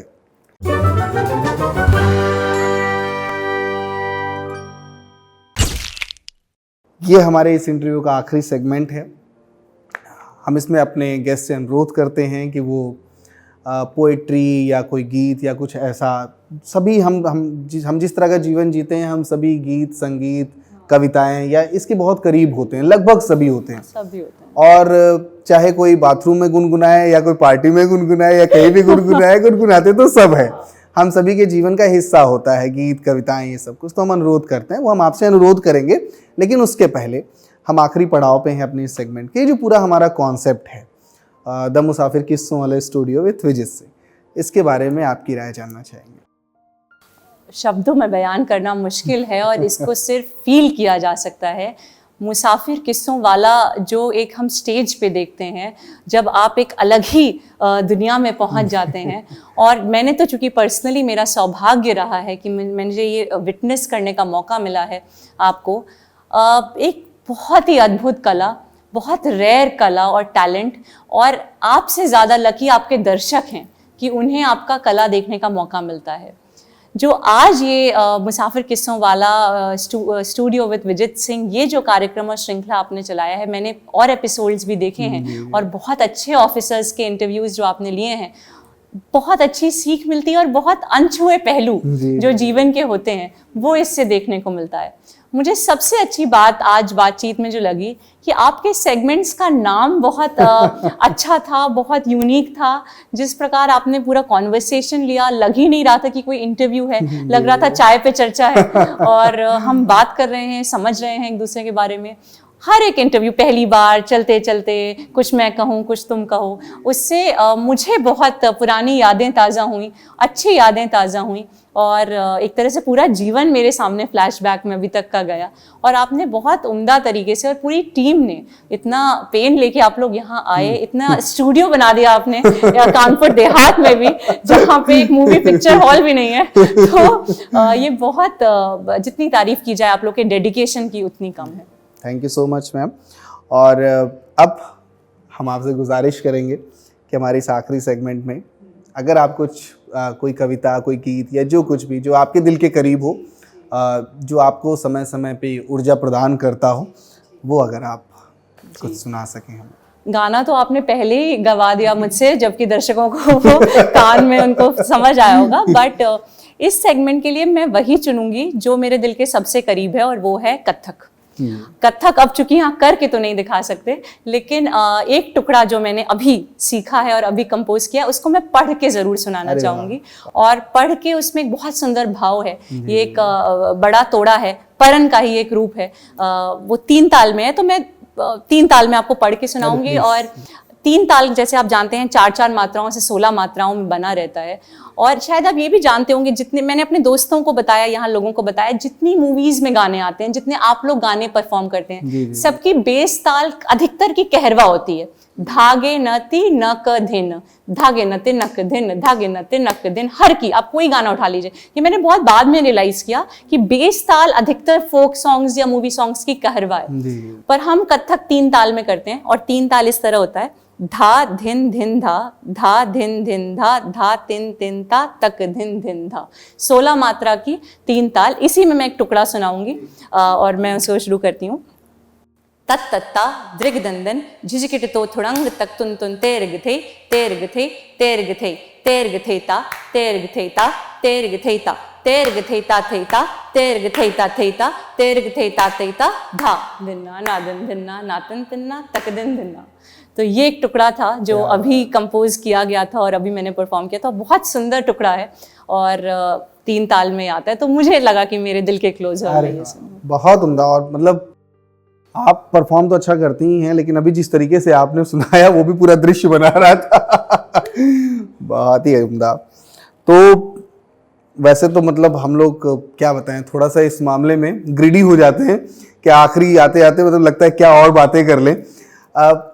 कोई ऐसी 4 पंक्तियां कविताओं की जो मतलब थोड़ा सा प्रेरणा देती हो आपको, कोई भी अगर मतलब रैंडम ऐसे अभी याद हो? रैंडम एक तो मैंने सुनाया वो परिंदों वाला, वो लाइन मुझे बहुत प्रेरणा देती है। और एक जो कविता आई थिंक बचपन में हम लोगों ने पढ़ा था, वीर तुम बढ़े चलो धीर तुम बढ़े चलो, सामने पहाड़ हो सिंह की दहाड़ हो, वीर तुम रुको नहीं धीर तुम रुको नहीं। तो ये मुझे बहुत प्रेरणा देती है। क्या बात, बहुत बहुत धन्यवाद मैम। ये सेगमेंट भी हमारा यहाँ समाप्त होता है। हमारे अनुरोध को स्वीकारने के लिए, हमें ये अनुमति प्रदान करने के लिए कि हम इतना खूबसूरत सा सेटअप यहाँ पे लगा सकें, आपके इस खूबसूरत से ऑफिस को यूटिलाइज कर सकें, उसके लिए बहुत बहुत धन्यवाद। आपके अग्रिम भविष्य के लिए, आगे जो भविष्य है बहुत स्वर्णिम है। हम सभी की बहुत सारी अपेक्षाएं हैं आपसे। अभी आपको बहुत सारे कीर्तिमान रचने हैं और हम सभी को खूब अभी गौरव प्राप्त करना है कि हम सभी आपको जानते हैं, आपके साथ कुछ समय हमने बिताया और आज आप उस शिखर को छू रहे हैं। तो ये गौरव अभी हमें और भी प्राप्त करना है। तो बहुत बहुत धन्यवाद पूरी टीम की तरफ से अपना बहुमूल्य समय देने के लिए। बहुत बहुत धन्यवाद आपका विजित जी, और आपको, आपकी पूरी टीम को ढेर सारी शुभकामनाएं कि आप इसी प्रकार आगे बढ़ें और हम सबको एंटरटेन करते रहें, और जिस भी कला में आपने साधा है आप उसमें एकदम उत्कृष्ट स्थान तक पहुँचें। Thank you so much.